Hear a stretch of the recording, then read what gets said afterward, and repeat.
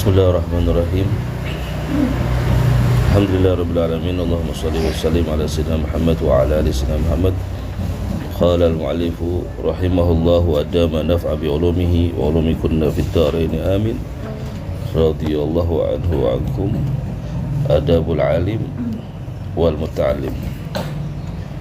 Kitab yang membimbing kita menjadi seorang santri yang hakiki dan menjadi seorang guru yang mukhlis karena Allah Subhanahu wa taala. Adabul alim wal muta'allim, etika seorang alim dan orang yang sedang menuntut ilmu. Apa saja yang harus diperhatikan seseorang di dalam mencari ilmu.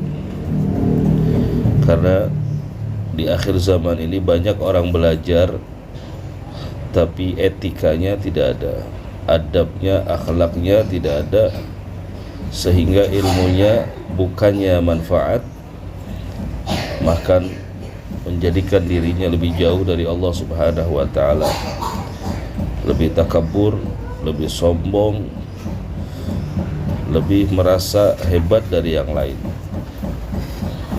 karena tidak mengetahui apa saja etika-etikanya.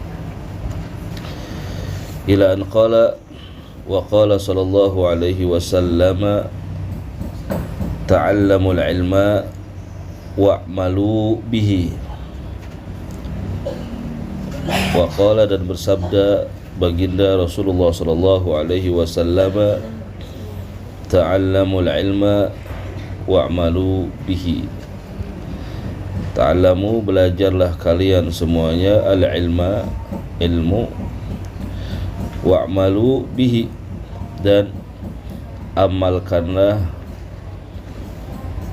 ilmu-ilmu yang kalian pelajari tersebut.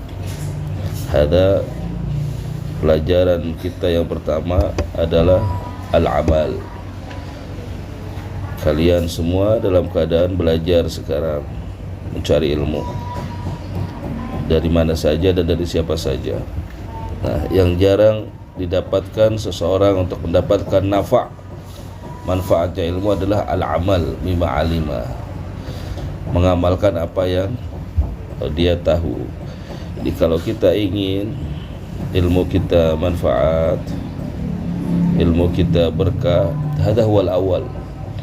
Apa yang kita dapat, apa yang kita ketahui, i'mal fa'mal walau bil ushri kaz zakati, maka takhruj binuril ilmi minadh dhulumat. Amalkan ilmu yang kita dapat, apa saja yang kita tahu, sedikit aja, sekali walau marrah, ya walau bil ushr, walaupun 1/10-nya, maka ilmu kita akan hidup di dalam hati kita gitu. Ingat terus, apapun yang kalian dapat dari siapapun, al-mulahadhah, catatan, ilmu itu tidak harus apa-apa yang ada di sutur, yang ada di tulisan, kertas, lembaran lah. Semua kehidupan kita ini ibrah, semua kehidupan kita ini belajar atau pelajaran ya. Jadi apapun yang kita dapat dari kehidupan kita, pelajaran kita, semua yang kita lihat, yang kita dengar, yang kita rasakan, itu ada semuanya ilmu ya. Fa'mal bih, misalnya kalian melihat bagaimana seekor kucing yang rahmat kepada anaknya gitu. Ada seperti amren, ada kucing melahirkan gitu. Anak keempat, seekor binatang dia saat menyusui, saat dia menjaga, ada pelajaran ilmu. Subhanallah, ada binatang saja bisa begitu rahmahnya kepada anaknya. Lalu bagaimana dengan manusia? Hada ibrah, pelajaran, hada ilmu gitu. Berarti kita harus bersifat rahmah kepada siapapun. Hada ilmu. Kalau kita bayangkan bagaimana ya kalau ada manusia sampai membuang anaknya, membunuh anaknya. Hada juga yang termasuk dikatakan wa tafakkaru fi khalqillah, merenung, berfikir dengan ciptaan Allah. Wa hada min afdalil dzikir, juga ibadah. Di antara ibadah yang paling bagus adalah berfikir, merenung tentang ciptaan-ciptaan Allah. Untuk ada pahala besar. Kalian saat duduk subhanallah. Iya ya. Allah menciptakan itu binatang luar biasa, misalnya ikan dengan bentuk yang bermacam-macam. Ini namanya tafakkur fi khalqillah.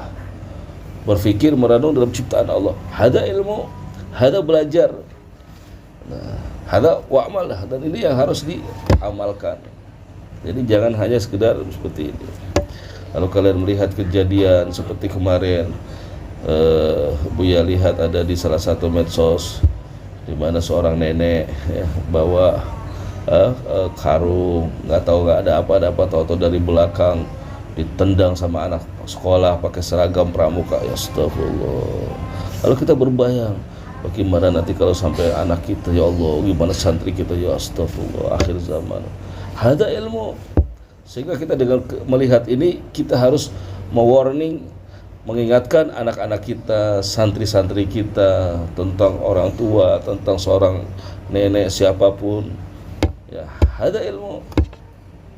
Gitu.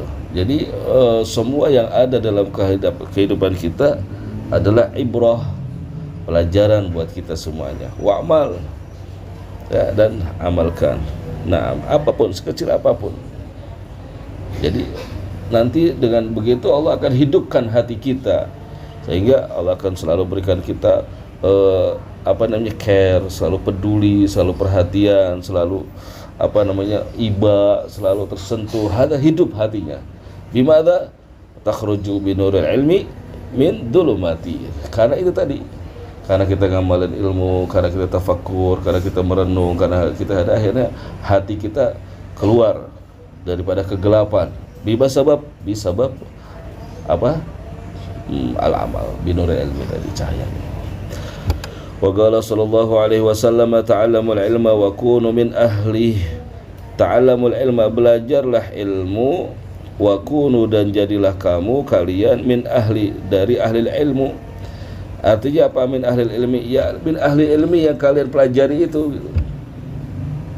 Yang kalian pelajari itu apa? Kalian belajar untuk kalian belajar atau mengetahui sebuah hadis bahwasanya fadilahnya sholat berjamaah itu bagaimana, ya, maka jadilah kalian min ahlil jamaah gitu.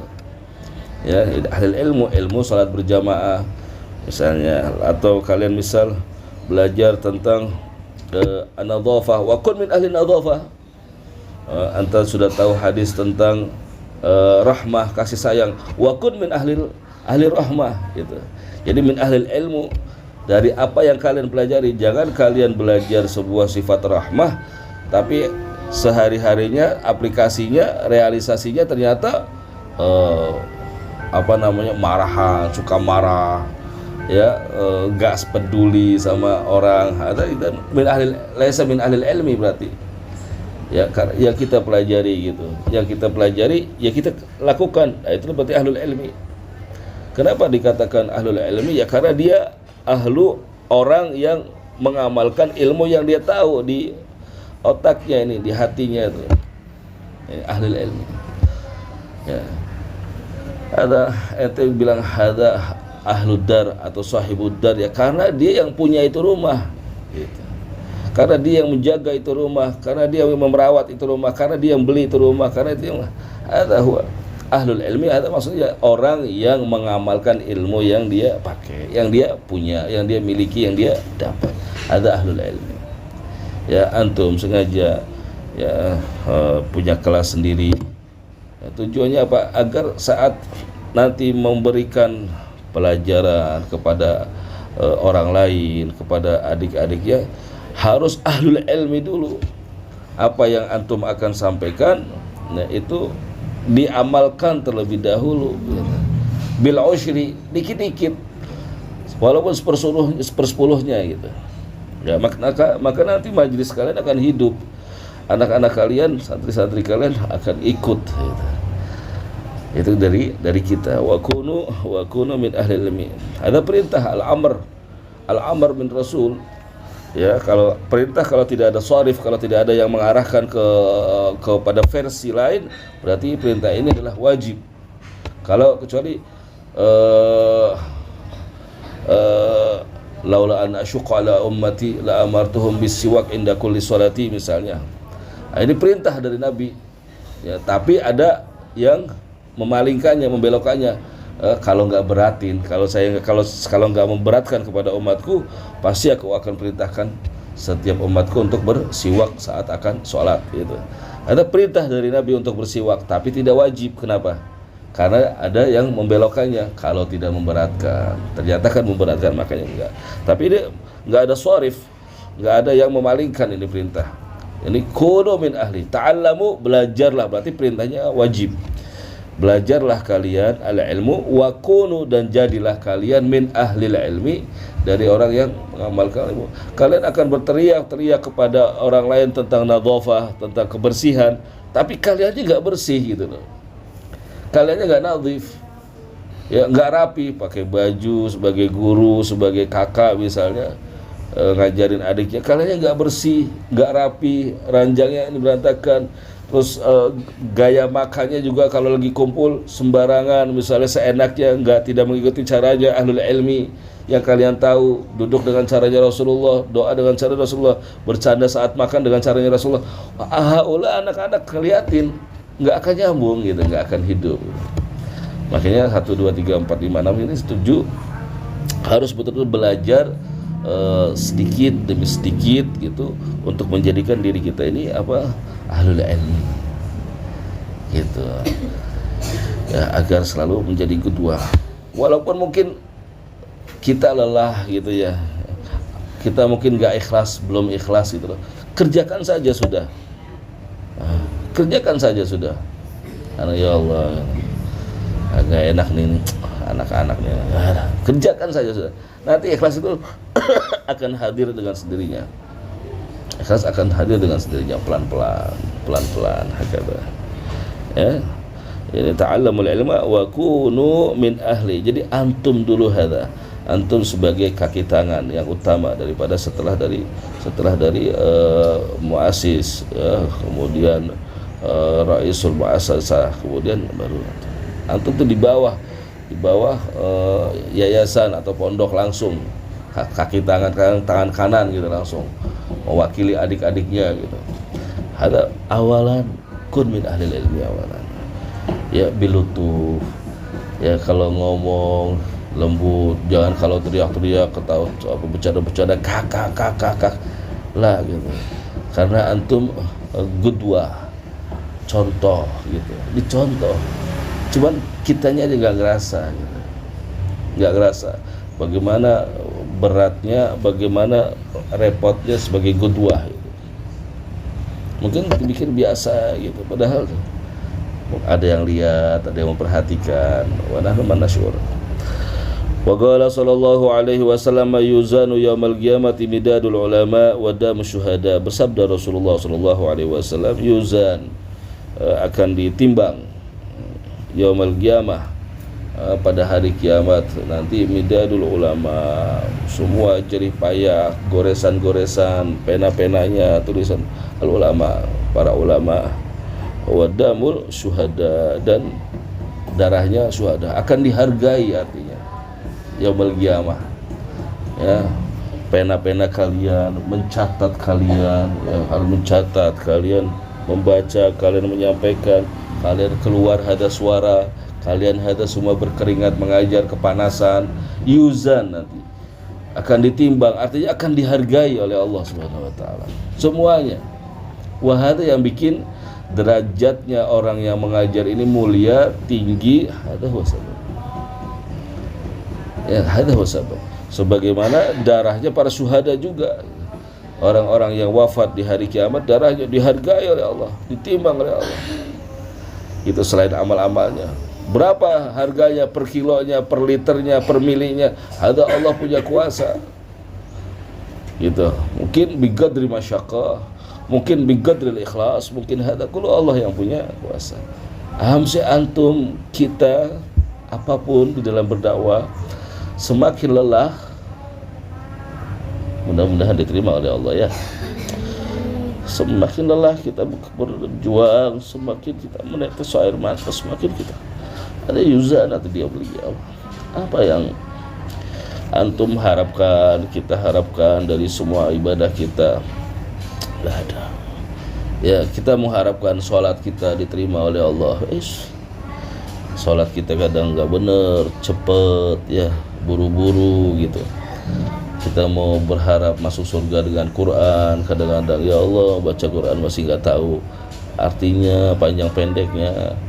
Kita mau mengharapkan subhanallah bita'lim, dengan mengajar, dengan belajar, hada sudah madmun, sudah pasti gitu. Lelah kita dalam berdakwah, lelah kita dalam mengajar, hada sudah pasti, nasyak, nggak ada keraguan gitu. Nggak ikhlas pertamanya, hada bidayah, nanti dengan sendirinya kan.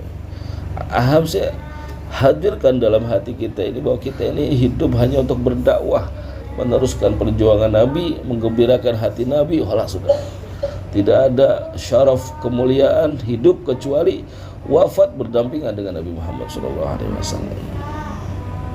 Ya, ada siapa sahabat tuh? Allahumma sholli ala sayyidina Muhammad, yang beliau siapa yang 3 hari beliau, ada seorang sahabat datang kepada Rasulullah SAW dengan wajah yang sangat pucat pasi, kurus, seolah-olah dia sakit gitu. Lalu dia datangi kepada Rasulullah, ya Rasulullah, ya Thauban, kenapa ente kau muka ente pucat pasi kering gitu? Kau sakit? Enggak ya Rasulullah, anak enggak sakit ya Rasulullah. Ada berapa hari ini enggak melihat wajahmu ya Rasulullah gitu.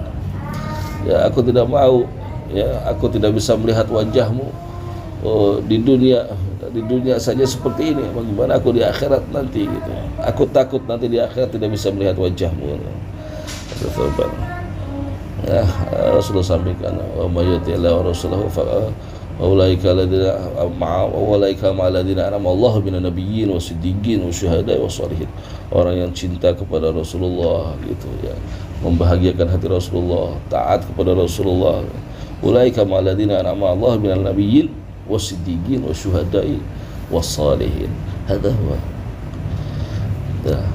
Mungkin di usia-usia kita, usia-usia kalian gitu ya, masih remaja, darah itu menggolak ya namanya anak-anak usia remaja, terkadang ikut dengan keadaan zaman medsos, bermain hati atau mungkin mencinta. Ada gharizi, fitrah, umur-umurnya kalian jatuh cinta, senang, ini ya ada fitrah. Cuman yang membentengi kalian adalah al-ilm gitu. Masa iya sih aku mencintai dia ya sebagaimana orang di luar sana yang tidak mempunyai ilmu? Biarkan aku mencintai dia dengan doaku. Ya salah, ajib kan? Mencintai dia dengan doaku, ajib itu. Ya, ada seorang wali min auliyaillah, jomblo. Ada wali min, dia bukannya nggak mau nikah, mau nikah, tapi setiap mau nikah gagal. Setiap mau nikah gagal. Akhirnya wali min auliyaillah ini dia bermunajat, ya Allah, kalau memang aku tidak Engkau izinkan menikah di dunia, aku rela menikah dengan di surga. Tapi tunjukkan kepadaku ya Allah, kira-kira siapa jodohku. Tidur kata Quran. Wali min auliya, wali kata Quran. Tidur. Begitu tidur, dia dimimpikan, ya fulan, jodohmu di surga adalah fulana binti fulan dari daerah fulan. Hari kedua, namanya yang mimpikan belum yakin, takut setan gitu kan dia.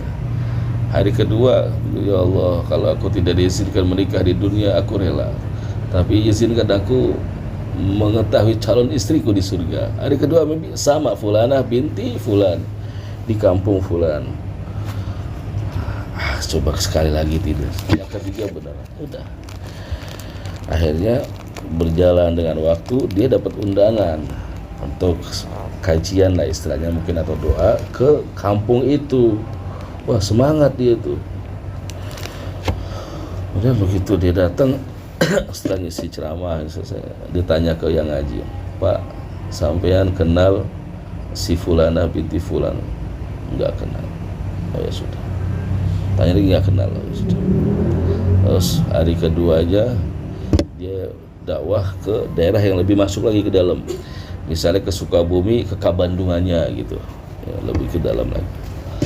Ada situ habis ngajar selesai ceramah, dia nanya, Pak, sampean kenal sama fulana binti fulan apa enggak? Kenal, saya bilang. Kenal gitu. Wah, itu perempuan terkenal. Tapi Ana mau kasih tahu rumahnya. Cuma ada tanya dulu, kenapa yang ditanya dia? Dia tuh perempuan yang khumul, nggak mau bergaul dengan orang itu. Dia kerjaan dia tuh cuman gembala kambing di ujung sana, nggak mau komunikasi sama orang. Ya, jadi sehari-hari itu dia sama kambing aja. Dia hitung hidup sebatang kara gitu. Rumahnya nggak diurus. Gitu. Oh gitu ya. Kenapa ente mau enggak. Anda pengen tahu rumahnya aja gitu. Itu datang aja, itu lewat sini ada balai desa, itu masuk tanya aja Pak RT. Udah. Nah, sampai di situ, sampai di rumah, lihat ini jangan ada gubuk. Ada satu pemandangan yang menakjubkan ini waliullah. Karena apa? Karena di depan rumahnya itu dia melihat kambing dengan anjing serigala makan bareng. Biasanya kalau serigala makan kambing nggak? Ini bukan kambing kan? Ini enggak gitu. Kambing makan bareng, main bareng, kejar-kejaran gitu, asyik gitu, gigit-gigitan gitu ya, peluk-pelukan. Akhirnya dia bilang, dia ketuk pintunya. Assalamualaikum ya wali Allah fulana binti fulan. Gitu. Gitu. Diam, enggak ada jawab. Yang kedua, Assalamualaikum ya fulan ya wali Allah fulana binti fulan. Dari belakang, Waalaikumsalam warahmatullahi wabarakatuh. Wahai wali Allah, keluarlah engkau dari rumahku. Sesungguhnya bukan di sini tempat kita bertemu. Nanti kita akan bertemu di surganya Allah Subhanahu wa taala. Jadi padahal baru salam udah dijawabnya Waalaikumsalam, bukan di sini tempat. Kaget ya kan. Wah, ini berarti benar nih mimpinya nih. Ya, bahwa dia tidak akan menikah di dunia, tapi dia akan menikah di surga. Dan istrinya sama-sama wali Allah, dan istri juga sama-sama berdoa kali gitu. Ya Allah, jika engkau tak izinkan aku menikah di dunia, izinkan aku. Tapi ente jangan berdoa begitu. Ya, ente jangan berdoa begitu. Kalau ada wali Allah, karena beliau sibuk dengan ibadah gitu. Kalau ente berdoa begitu, itu adalah sebab ente patah hati gitu. Wah, gak diijabah doa ente gitu. Jadi gak diijabah. Nah, saya sampai kok jadi cerita ke situ. Ya aham sih, semua perjuangan kita lelahnya terus mal faidah kalau antum berbuat sesuatu, berada di tempat ini, buang-buang waktu kalau tidak karena Allah, kalau tidak karena Rasulullah. Ingat, semua lelahnya antum naik turun, begadang, ngurus ini, bikin soal, ngurus medsos, ini semuanya, ngajar anak-anak, dengerin anak-anak, ngantuk semua. Bas antum ingat satu aja deh, Mas. Yuzan, nanti semuanya akan dihargai oleh Allah Subhanahu wa taala. Semuanya. Seperti orang bekerja gitu, orang di kantor, orang di rumah makan sebagai pelayan gitu. Dilihatin sama bosnya. Siapa yang kerjanya setengah-setengah, siapa yang kerjanya malas-malas, siapa yang sungguh-sungguh gitu. Allah tahu. Bos itu dong. Wah, enggak usah. Wah, ini bagus nih. Naikin pangkatnya, naikin ininya. Jadi ingat satu, semua yang kita lakukan Wa qala sallallahu alaihi wasallam ma ubida Allah bi syai'in afdal min fiqhin fid din. Tidaklah Allah Subhanahu wa taala itu disembah dengan sesuatu yang lebih afdal min fiqhin fid din, daripada ilmu fikih di dalam agama, kefahaman dalam agama. Jadi ibadah yang paling afdal, yang paling senang, yang paling diterima oleh Allah Subhanahu wa taala adalah ibadahnya orang yang faham faqih fid din. Ya, faqih fid din, yang faham dengan agama, itu ibadah yang diterima oleh Allah, yang paling afdal, yang paling disenangi oleh Allah Subhanahu wa taala. Makanya ini landasan dasar untuk kita ini belajar. Ya, kenapa kita belajar? Agar kita ini ibadahnya menjadi ibadah yang afdal, agar ibadahnya kita menjadi ibadah yang paling disenangi oleh Allah Subhanahu wa taala. Maka karena ibadah yang dilakukan oleh orang yang spesialis gitu loh. Kayak ente. Hada bikin masakan. Hada spesialis nasi goreng. Wah, hada spesialis misalnya bakwan gitu. Wah, hada nggak bisa apa-apa misalnya. Saat masakan atau apapun dilakukan oleh orang yang spesialis, orang yang ahli gitu, kira-kira rasanya gimana? Memuaskan atau tidak? Memuaskan. Ya, kita makan wahada ahli bakwan suruh bikin nasi goreng, ya rasanya gitu enak mungkin, tapi nggak puas gitu loh. Tapi kalau dilakukan oleh kita menyuguhkan sesuatu atau disuguhi sesuatu makanan yang dikerjakan oleh spesialis, enak. Ente bangunan rumah yang dibangun oleh orang arsitek yang memang spesial dalam bangun, desain yang sudah puas gitu. Lihat kerjaannya puas, lihat hasilnya kerja puas. Hakata kurang lebih saat ibadah dilakukan oleh seorang hamba yang ahli dalam agama, yang faham agama, puas ngelihatnya gitu, karena dia akan beribadah dengan syurut, dengan sunnah, ya, dengan al-iqtida. Hadza huwa, gambar aja Allah lebih senang dan lebih afdal, fahimlah, dibanding dengan ibadahnya. Banyak tukang bangunan tapi nggak ada yang bukan spesialis. Hampir semua orang mungkin bisa Anda mungkin bisa masang ini keramik, ya, secara teori ya, cuma dikasih semen, kasih air, kasih benang dulu, diukur, udah bisa Anda. Tapi apakah hasilnya memuaskan? Belum tentu gitu. Tapi kalau keramik itu dipasang oleh spesialis, oleh ahlinya keramik, tukang misalnya, pasti hasil akan memuaskan karena spesialis, ahlinya gitu. Fahim? Semua orang ibadah mungkin, ya, ibadah sholat gitu, tapi ya sholatnya orang yang tidak tahu ilmu ya seperti itu, seperti orang masang keramik yang bukan ahlinya gitu, ya, asal gitu, kadang bencong, kadang nggak lurus, kadang bergelombang, hakada gitu. Tapi kalau ahlinya, insya Allah dia akan sholat dengan hatinya. Allah lihatnya juga resep, nggak terburu-buru gitu, ya. Kayaknya disampaikan tadi adalah al-amal, amalkan ilmu yang antum tahu, amalkan. Ma syurut takbiratul ihram, ma syurutul iftitah, ma syurutul fatihah, ma syurutul iqtida, kedua, ma syurutul ruku, ada harus faham, sehingga ibadahnya menjadi ibadah yang afdal. Wala faqihun wahid asyaddu ala syaitan min alfi abid.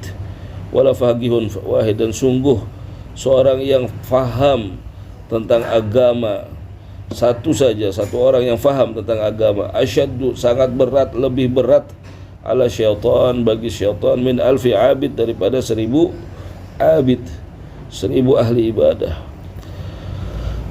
Berat apanya? Menggodanya gitu.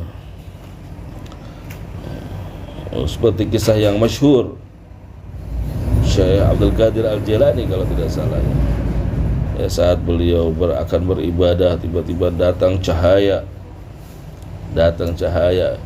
ya Abdul Qadir, sudah tidak usah lagi engkau beribadah kepadaku, karena semua amal-amalmu telah diterima, telah aku terima gitu. Telah aku terima gitu. Kira-kira kalau ente gitu kan lagi sholat malam, tiba-tiba ada cahaya putih bersinar terang semuanya gitu. Lalu dia mengatakan, Anggrek ini cukuplah engkau berkhidmah karena semua amal-amalmu telah diterima oleh Allah dan engkau menjadi ahli surga. Kira-kira itu ibadah lagi kan?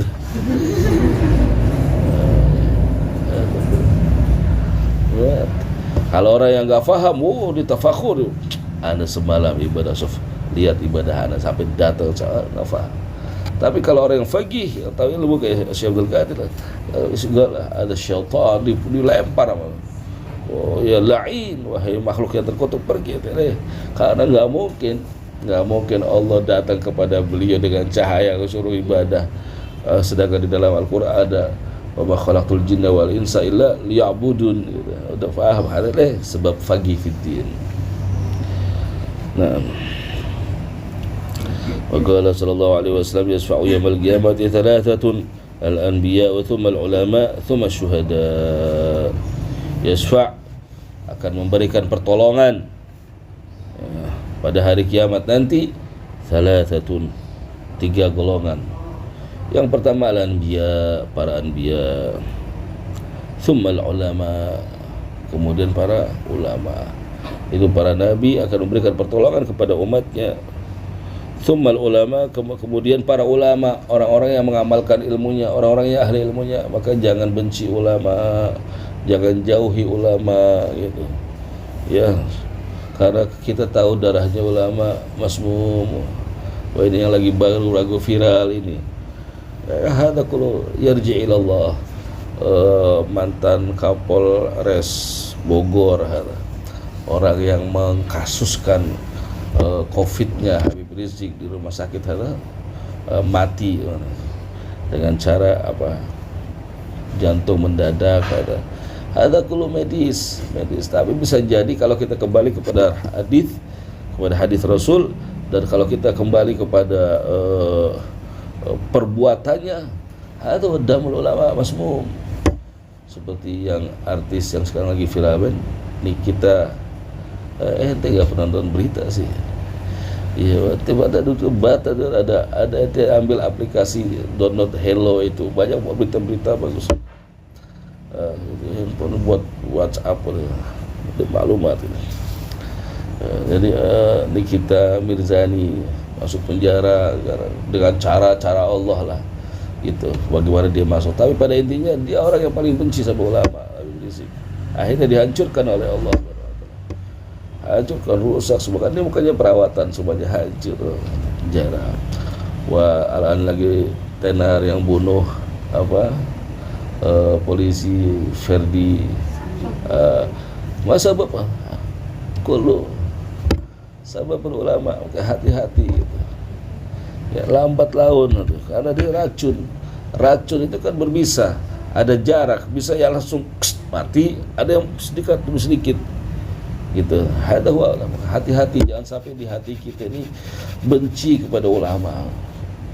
Ya, jangan. Kalau misalnya kau begitu, astagfirullahaladzim, obati cepat-cepat. Misalnya kalau ustadz kau begitu, kiai kau begitu, dai kau begitu, habib, astagfirullah. Kan kita banyak lihat di TV, ya kan?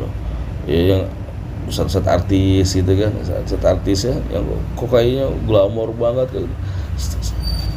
Jangan urus dia, biarin. Ada sekarang zamannya zaman akhir. Ya, ada ustadz yang mengajarkan bagaimana dia ustadz kok sama istrinya ditaruh di medsos begini, begitu. Ada, faham? Ada nggak ada? Ente nggak usah ikut. Walaupun ente juga nggak cocok gitu, Anda juga nggak cocok. Anda sudah berbeda dengan aslafun saleh. Nggak ada yang mampangin wajah-wajah istrinya gitu. Ada akhir zaman. Sudah Rasul ramalkan, umatku berkurang imannya, udah damalin gitu. Udah, paling tidak ada titik kebaikan dari dia apa? Dai, dia mengajak umat. Kita nggak tahu berapa orang yang sadar dengan lisannya.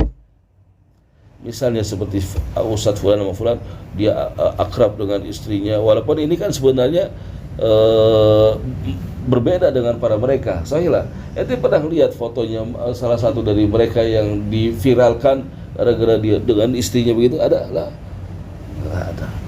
Ya kan, sibuk, biarkan beliau gitu. Nah, kalau ini, tapi berapa banyak mungkin artis-artis yang ngelihat kemesraan mereka dalam agama, dalam Islam gitu, akhirnya dia masuk Islam. Ya kan, ngelihat karena dia kemesraannya. Jadi baik sangka terus sama ulama gitu. Ya, kalau kita menjas kok gitu ya, Ustadz nyontohnya gitu ya, pakai medsos, pakai TV gitu ya, ada yang dikhawatirkan, ada ente rasa lebih baik dari dia, wah ada bahaya, wah ente nggak merasa gitu, makanya diam aja ya. Kalau di dalam subat wa majaro baina sahabat naskutu anhu wa ajrul isbatu nuthbitu. Jadi apa yang terjadi di antara kalangan sahabat-sahabat ada secara sahabat Rasul, artinya pewaris-pewarisnya juga naskutu, diam aja udah. Fahim? Ente ada ustazah kok begini ya, bukan urusan ente. Urusan ente adalah yang baik dari dia ente ambil, yang jelek ente jangan usah ambil, bas. Tapi jangan pernah kita belajar atau terbiasa menghukum seseorang dari zahir. Dari zahir, jangan. Ya, ente pulang dari pondok karena ente dididik sama anak selalu berhijab di depan laki-laki, dan anak didik ente selalu misalnya untuk berjarak dengan lain muhrim misalnya. Terus ente yang lihat tiba-tiba ada ustazah kok ceramah ya depan laki-laki gitu, bisa ya gitu. Atau ustazah kok seperti di Trans TV kan, yang siapa itu, kok ada ustazah sini, ada Habib pakai ini. Itu cara dakwah. Biarkan, karena memang udah zamannya gitu loh. Nggak bisa kita ngelihat beliau terus, nggak bisa. Udah zamannya gitu. Ya, kalau kita selagi kita bisa, ya udah ikutin. Jangan berubah. Gitu. Bagaimana mereka ikutin sudah. Ya kalau kita bisa gitu. Karena kita lulusan pondok. Ya, kita nggak tahu nanti antum mungkin akan bergabung dengan ibu-ibu yang apa atau bapak-bapak yang apa, bisnismen. Ikutin mereka. Cuma satu-satu aja di hatinya, itu niatnya dakwah. Dan selalu menjaga batasan-batasan. Nah,